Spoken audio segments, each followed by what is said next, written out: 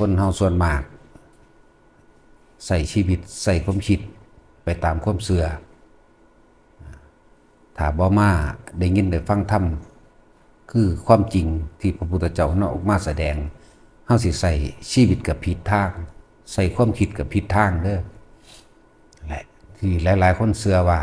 มีผีสางนางไม้เทวดามาดลบันดาลให้คนเจ็บไข้ได้ป่วยหรือให้คนร่ำรวยได้นี่คือความเชื่อซึ่งมันบ่เป็นความจริงแหละแล้วพวกเขาก็ถูกฝังมาถ้าเกิดเป็นธรรมดาพ่อแม่ก็บ่รู้ปู่ย่าตายายก็บ่รู้ก็เลยบ่อาจสามารถสินำความจริงเหล่านี้ความจริงว่าบ่มีผีสางนางไม้เทวดาอินพรหมทั้งใดพญานงพญานาคทั้งใดมาดลบันดาลให้คนเจ็บคนปวดคนป่วยให้คนตายได้มีคำสอนพุทธเจ้าเท่านั้นพวกเขาจังสิฟังแล้วก็แยกแยะออกแล้วการใช้ชีวิตมันก็ง่ายขึ้นกับการกระทำทางบาปแต่กี้มีความเชื่อว่าคนตายโหงให้ฝังคาล่ำบ่ให้เผาฝังไว้เท่านั้นเท่านี้จังเอาขึ้นมาเผาก็ว่าไปคนตายอยู่ทั้งอื่นเอาเข้าบ้านบ่ได้จังสินี่คือความเชื่อซึ่งความจริงมันก็เข้าได้คือเก่านั่นแหละบางคนก็มีความเชื่อตายแล้วเคาะกระโหลกบอกไปพระรับศีลเด้อหาผ้าเข่าใส่อันตามขากโล่งหัวโล่งหลังโล่งหรือไปไว้ใต้เหล้าใต้ยังเข้าใจว่าคนตายสิได้กินนี่เป็นความเชื่อแต่ความจริงบ่เป็นแบบนั้นเด้อ ความจริงบ่เป็นแบบนั้นวันศีลวันพระบ่ให้เอาฟืนเข้าบ้านบ่ให้ซักผ้าบ่ให้สีเข่าโอ้สารพัดเด้ตะกี้ที่เคยชีวิตที่ผ่านมาแหละแต่ความจริงมันบ่ได้เกี่ยวกันเลยกับสิ่งเหล่านั้นคนก็กินข้าวซุมื้ออยู่นะสีข้าวได้ซุมื้อซักผ้าก็ได้คือเก่าเอาฟืนก็ได้คือเก่าบ่ได้เป็นหยัง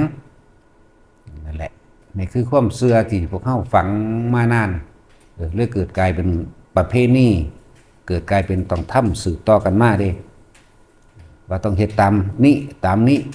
เสียเคราะห์สะเดาะเคราะห์แล้วเคราะห์สิเบิดจังซี่เฮ็ดกระทงหน้างัวหน้าควายเฮ็ดกระทงนั่นกระทงนี่ให้หมอสูตรหมอควันก็ว่าไปนี่คือความเชื่อมันบ่เป็นความจริงเด้อแม้กระเรื่องคนตายทุกอย่างเกิดจากจิตคือความคิดของเฮาเองจิตสั่งสมหรือความเคยชินในการกระทำคำพูดในการคิดชินกับเรื่องใดมันก็สิคิดไปถึงเรื่องนั้นบุคคลนั้นสัตว์นั้นเพราะแต่คนผู้ใดก่อนที่สิตายนี่เขาสิคิดถึงไตร่ตรองไข้ควรหรือมีอารมณ์ความรู้สึกพอใจบ้างบ่พอใจนั่นกับบุคคลที่คิดถึงบุคคลสัตว์สิ่งของให้หน้าเงินหรือเรื่องราวต่างๆเพราะถ้าเข้าใจขาดพึบยึดนั่นก็สิแล่นไปตามสิ่งที่เขาคิดนั่นแหละบ่ได้เป็นไปตามความเชื่อที่พวกเขาเข้าใจว่าว่าวิญญาณเขาจะมานั่งเฝ้าล่างมั่งหรือเคาะกระโหลกเพื่อให้มากินข้าวมั่งบ่แม่นแบบนั้นเด้อจิตสุดท้ายก่อนตายคิดถึงสิ่งใดมันสิไปหาสิ่งนั้นก่อนส่วนมากการไปคิดถึงบุคคลสมมุติว่าไปคิดถึงบุคคลที่เฮาบ่พอใจเฮาสั่งอารมณ์ความรู้สึกบ่พอใจโกรธเกลียดลงนรกเลยได้นั่นมันบ่แม่นคือประเพณีที่เฮาเคยเห็นมาเด้อารมณ์จิตสุดท้ายลงนรกเลยถ้าไปโกรธไปเกลียดไปสั่งคนนั้นคนนี้หรือบางคนก็ไปคิดหวงไห้หวงหน้าหวงต้นไม้หวงผลไม้รากไม้ที่เจ้าของปลูกไว้หรือหวงนั่นหวงนี่หลายอย่างตายพับลงไปเป็นเปรตเลยเด้นั่นบ่ได้เป็นดังที่เฮาคิดว่าเด้แล้วหรือคนหลงยกอ้างตนเองว่ามียศถาบรรดาศักดิ์ว่ามีสมบัติมากว่ามีนั่นนี่หรืออ้างลูกเต้าเล่าหลานตัวเองว่าเป็นเจ้าเป็นนายนี่นั่นนี่พวกนี้ตายแล้วปุ๊บของวนอยู่กับสัตว์เดรัจฉานเด้อเนี่ยโลภโกรธหลงนั่นแหละโลภโกรธหลงอารมณ์ทั้งสามนี่มาจากการคิดความชินผู้ใดก็เคยโมโหหน้าแต่ละคนถ้าตายตอนที่โมโหบ่หาแต่โมโหให้คนก็ได้โมโหให้หมาก็ได้หรือย่างไปเตะต่อไม้ศูนย์โมโหขึ้นพึ่งให้หมาก็ได้ให้ต่อไม้ก็ได้ถ้าใจขาดตอนสุดท้ายตอนไปนรกเลยเด้นั่นแหละทุกอย่างเริ่มจากจิตคือความคิดเท่านี่แหละ บ่ได้เป็นไปตามความเชื่อด้วยการใส่ชีวิตต่างๆนะ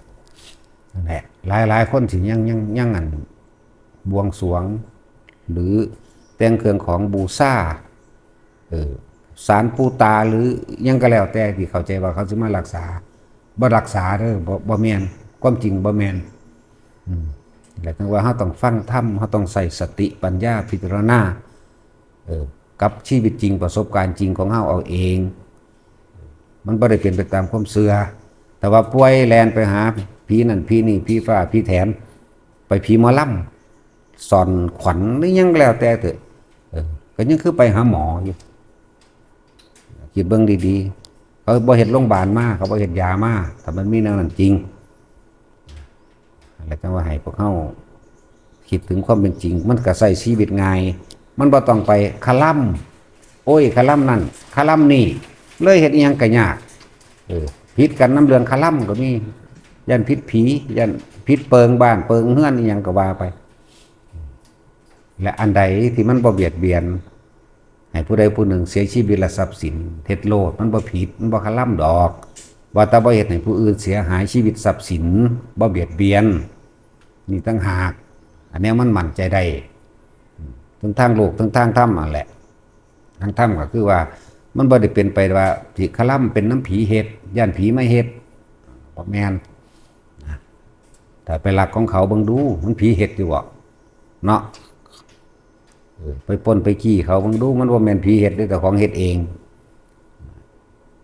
การเดินทางเลิกงามยามดีบ่มีบ่เป็นจริงบ่ได้เป็นไปตามเลิกเด้อคนแต่งงานกันเขาว่าเอา9 โมงจุด9 นาทีว่าดีมันคือเลิกกันอยู่ซั่นบางคู่ก็ตายทั้งสี่ก็มีนั่นแหละว่าให้ใส่ความคิดความเห็นพิจารณากับประสบการณ์ทั้งที่ผ่านมาอีกอย่างหนึ่งที่คนเป็นมากที่สุดเวลาเขามาทำทานทำบุญในวัดจังสี่ทำทานแหลกของนั่นบ่ล่ะขอนั่นขอนี่สาธุเด้อโดดเอาใส่ซอง100บัดยกใส่หัวสาธุเด้อขอให้ผู้ขาถูกลอตเตอรี่แจ็คพอตมั่งรางวัลที่1มั่งแล้วก็ขอต่อไปอีกให้ผู้ขาอายุยืนให้บ่มีโรคบ่มีภัยให้ลูกหลานผู้ขาอยู่ดีมีสุขไว้ไล่ไปจังซั่นแล้วก็สิอุทิศบุญอีกได้บัดนี้ว่าอุทิศบุญผลบุญนี่จงถึงแด่ผู้นั้นผู้นี้มันบ่ไปเพราะเฮาแหลกแล้วตัวเองขี้ที่เองแล้วตัวเองบ่สละขาดเองแล้วมันก็บ่ไปพร้อมและอีกอย่างนึงที่เฮาขอมาเรื่อยๆนั่นน่ะเป็นจริงบ่นี่ไหมพิสูจน์กันง่ายๆนี่ขอน้ำพระพุทธรูปบ่ขอน้ำศาลปู่ตาบ่ขอน้ำรูปปั้นยักษ์รูปปั้นนาคพวกนี้มันได้อยู่บ่มีเอาความจริงเข้ามากับความเสื่อที่พวกเขาเคยมีมาก่อนมาเทียบกันขอถ้ามันได้อีหลีมันกับพากันทับกันตายเพิ่นละแหละมันบ่มีหม่องอยู่ดอกโลกนี้เนี่ยมันบ่มีหม่องว่างไว้คนผู้นี้ก็ขอกองหลายก็โลกอีกคนผู้เดียวก็ขอหลายก็โลกอีกบ่มีหม่องกองไว้คน2 คน3 คน4 คนนั่นแหละนั่นมันบ่เป็นความจริงเด้อว่าอย่างคนทำทานเพิ่มทุกข์ทำบุญเพิ่มบาปจากว่าล่ะมันคือเพิ่มทุกข์พวกเจ้าทานมาแล้วพวกเจ้าขอพวกเจ้าเลยหวังพวกเจ้าเลยล่อถ้าบ่ได้มาพวกเจ้าก็สูญโมโหพอกูเฮ็ดมาหลายแล้วบุญก็เลยบ่เห็นแมงสิว่าได้หยังมันสิไปจังซี่นี่เรื่องทำทานเพิ่มทุกข์ทำบุญเพิ่มบาปเฮ็ดอีหยังก็สร้างใส่แต่คำว่าบุญเอาบุญขึ้นเฮือนใหม่เอาบุญแจกข้าวเอาบุญกฐินเอาบุญผ้าป่าบุญผ้าเวทแล้วก็ผ้ากันขางัวขาควายกินเหล้าเมายาจ้างหนังจ้างหมอลำมหรสพครบงั้นฆ่ากันได้บัดนี้เด็กหน่อยตีกันได้บัดนี้ไล่ตีไล่ขาฟันตีลั่นฟันแทงกันทุกงานเลยเด้อซุมื้อนี้ทุกงานทุกบ้านทุกเมืองเลยแหละบุญแปลว่าหยังบุญจริงๆแปลว่าความสงบบุญคือความสงบเย็นปราศจากความกังวลเราร้อนปราศจากความโกราหลและวุ่นวายบุญแปลว่าจังซี่เห็นได้แบบนี้นี่บุญนี่กำลังนั่งอยู่เดี๋ยวนี้บ่มีผู้ใดตีกันฆ่ากันเด้นี่เนี่ยพวกเจ้ามาทานพวกเจ้ามาใส่บาตรพวกเจ้ามาจังหันเนี่ยบ่ได้มีอีหยังหนวกหูบ่ได้มีว่าเด็กน้อยสิตีกัน นั่นสงบบ่ล่ะสงบภายในใจของเฮาก็เข้าใจในธรรมคำสอนสงบภายนอกก็คือแต่ละคนเนี่ยนั่งนิ่งอยู่บ่ได้อึกกระทึกคือโคมบ่ได้แลนบ่ได้หวาดระแวงนี่บุญนอกบุญในก็ได้เป็นจังซี่อันนั้นมันเป็นบุญเพิ่มบาปบาปแปลว่าเร่าร้อนกังวลกระวนกระวายอยู่ไม่เป็นสุขอึกกระทึกคือโคมเดือดร้อนพวกเจ้าคิดตามเป็นจริงเด้อมันแม่นบ่อันเวลาเฮาเฮ็ดบุญนำบุญกฐินพาเวทพาป่ายังก็แล้วแต่เถอะแห่อยู่สั่นกินเหล้าเมาอยู่ว่าสั่นเนาะบุญอยู่ว่าละบาดนี่แหละเทียบกันแหละจังว่าให้ทุกคนนั้นเฮาสิใช้ชีวิตง่ายขึ้นแล้วก็บ่ได้กังวลกับเรื่องว่าคลำนั่นคลำนี่นํเอาไปเทียบเอากับความเป็นจริงนั่นแหละและที่สำคัญสุดท้ายที่ทุกคนพึ่งสำนึกสำเนียกในตัวเองคือคนเฮาเกิดมาหากินซ้ำตายเด้อ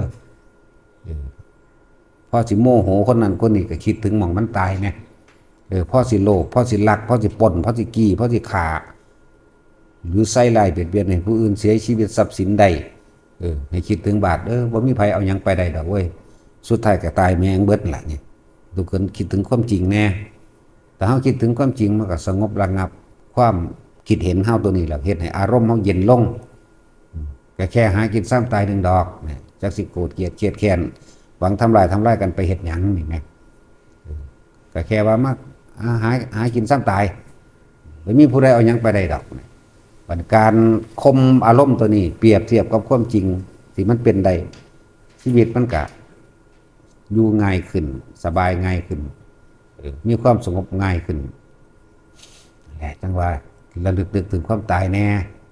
ยังก็ดีมันก็แค่นั้นแหละมันก็แค่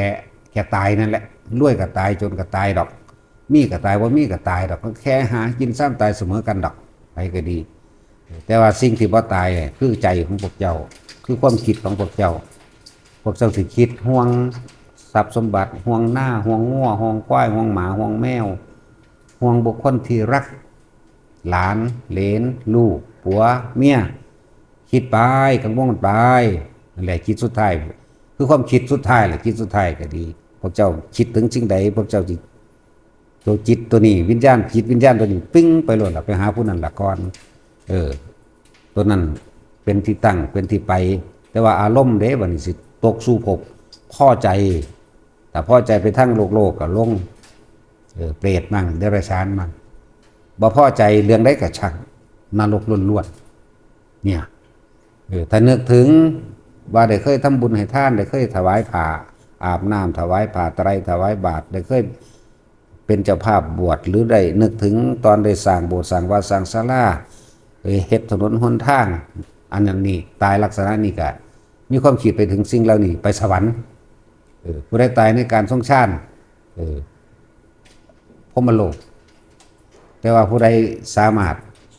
ทำความเคยชินได้กับการอยู่กับลมหายใจจนเกิดความเคยชินความคิดเกิดไปถึงผู้นั้นผู้นี้ถึงผู้อื่นบ่ได้จิตบ่มีหม่องตั้งคือมันบ่ได้ไปตั้งนำบุคคลสัตว์สิ่งของอารมณ์เกิดบ่ได้ตายแล้วพวกนี้อย่างต่ำๆนั่นน่ะคือไปพระอนาคามีบ่ต้องกลับมาเกิดอีกบางคนได้อรหันต์เลย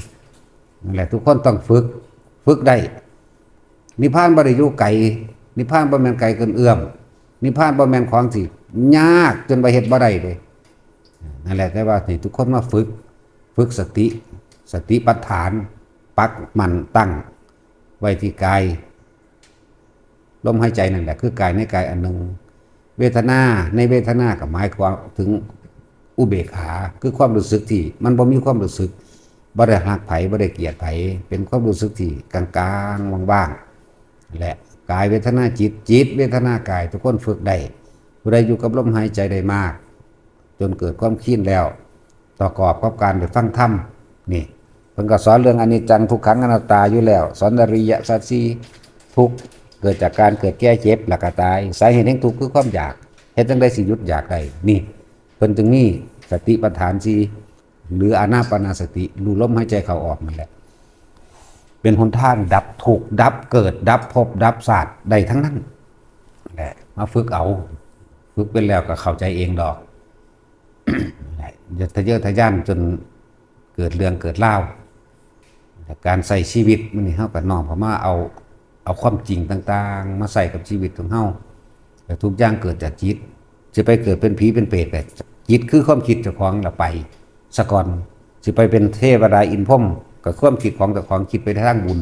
คิดไปในทางสงบสิไปนิพพานบ่ต้องคิด